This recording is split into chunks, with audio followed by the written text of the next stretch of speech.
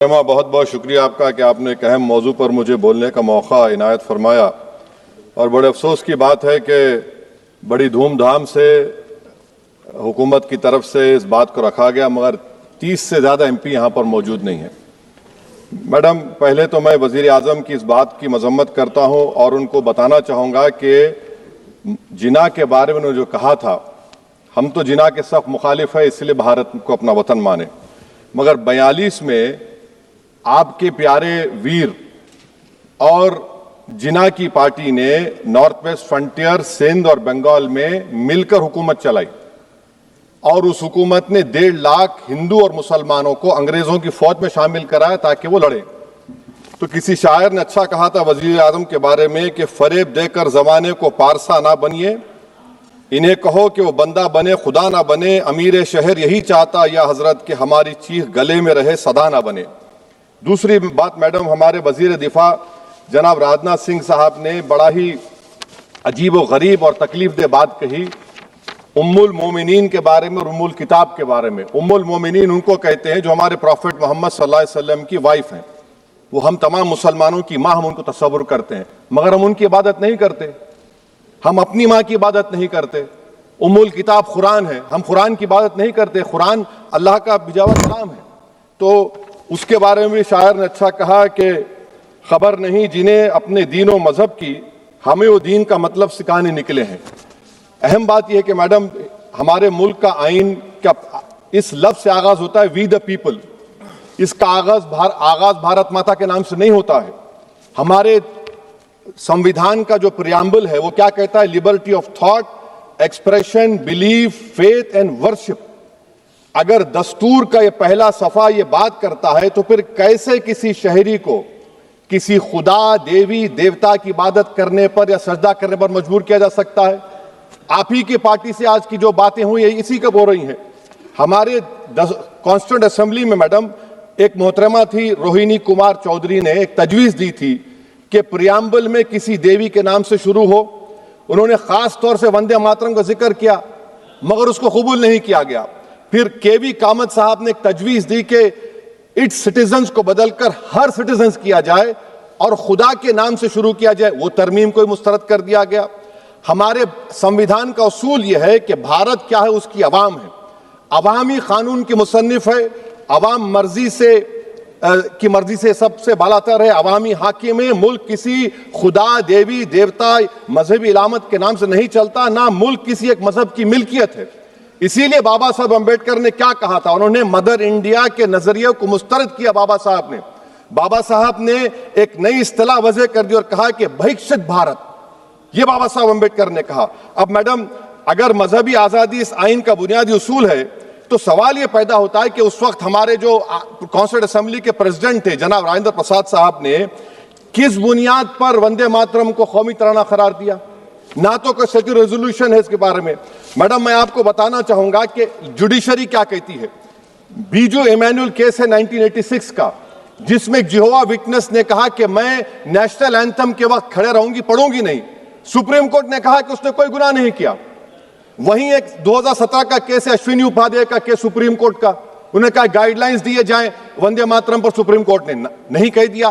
फिर आप आ जाइए madam, prevention of insult act national 1971, इसमें नेशनल सॉन्ग नहीं है, सिर्फ नेशनल एम्बलम और आपका नेशनल एंथम है। फिर आप आ जाइए 40th अमेंडमेंट आर्टिकल 51 है, 76 में पास हुआ, उसमें भी इसका कोई जिक्र नहीं है।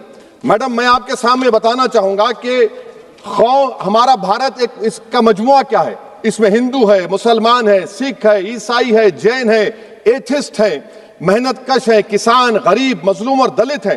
मगर अगर जो तकारीर आज हमने यहां पर सुनी और बाहर जो सुनते हैं, अगर भारत को देवी कहने और उसके आगे सजदा करने, तो दरअसल कौम परस्ती को, वतन से मोहब्बत को मजहब में तब्दील कर रहे, और फिर यहां पर बोल रहे कि अगर भारत में रहना है तो वंदे मातरम गाना पड़ेगा। भाई, ये तो संविधान के खिलाफ है, सुप्रीम कोर्ट के जजमेंट के खिलाफ है। अगर वंदे मातरम मैडम कौमियत का मियार है तो फिर सवाल यह है कि हजरत मोहानी की कौमियत क्या थी जिसने इनकलाब जिंदाबाद का नारा दिया? अगर यूसुफ मेहरली ने quit India Simon go back का नारा दिया तो उसकी कौमियत क्या थी?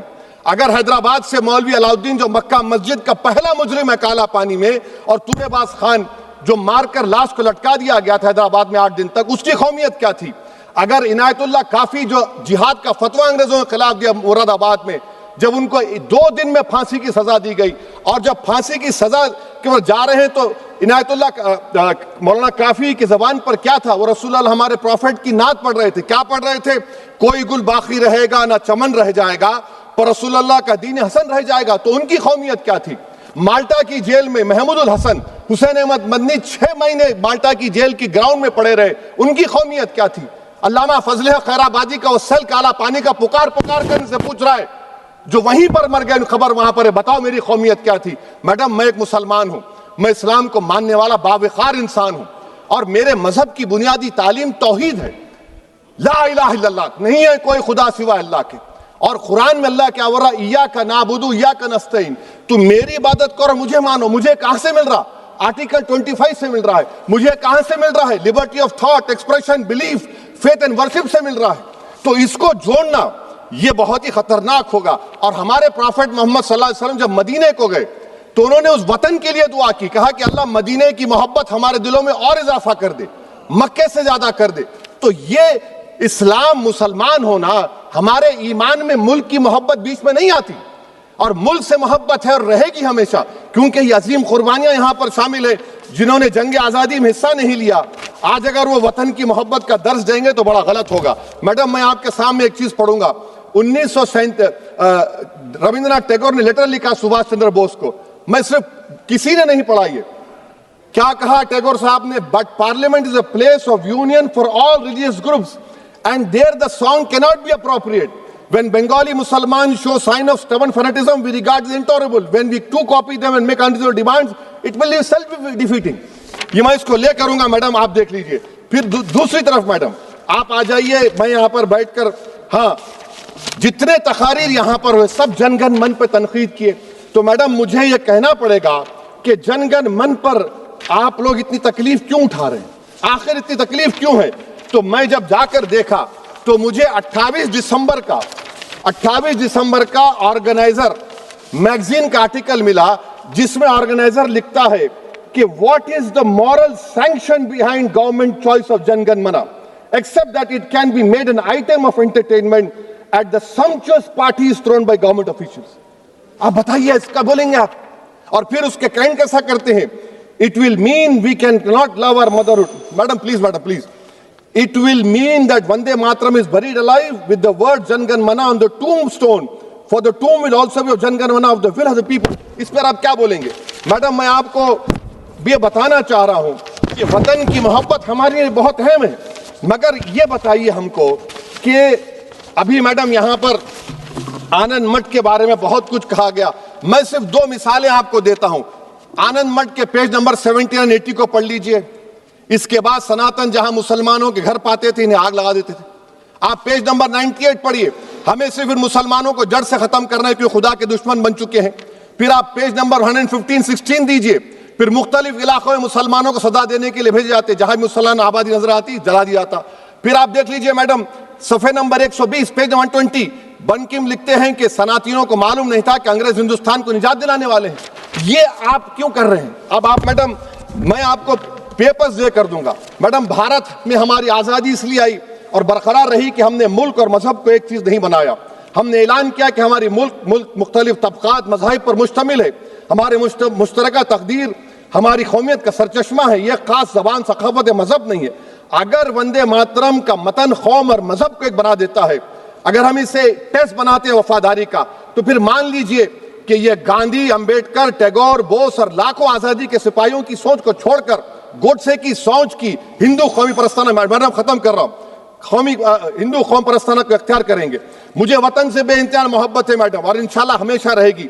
मगर बावजूद इसके कि मेरी मस्जिद, मेरी इबादत गाह, मेरे कपड़े, मेरे कारोबार पर हमले होते, मगर मैं फिर भी कहता हूं कि वतन मेरा, हर वतन को हम छोड़कर नहीं जाएंगे। मगर हुब्बुल वतनी का क्या मुतालबा है?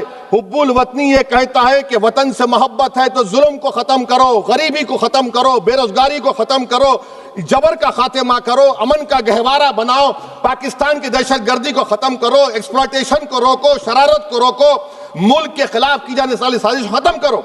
मैडम, भारत एक चमन है जहां पर हर फूल को खिलना चाहिए, और अगर कोई इस फूल का, अगर पूरे फूल खिलेंगे तो उसकी खुशबू से ये वतन मुअत्तर होगा, मगर अगर इस चमन का माली ये कहेगा कि एक ही फूल खिलेगा, तो मैं जिम्मेदारी के साथ कह रहा हूं, अगर एक ही फूल खिलेगा तो वो सहरा बन जाएगा और माली माली नहीं रहेगा, वो जल्लाद कहलाएगा। तो इसीलिए मैडम हम उम्मीद करते हैं कि हुकूमत इस पर जोर जबर ना करे।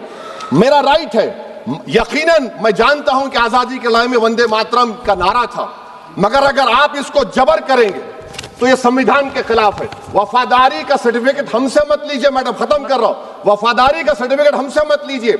आपके बुजुर्गों के कोई एक किताब में लिख के क्या लिखा है बता दीजिए, कहां पर क्या लिखा हुआ है।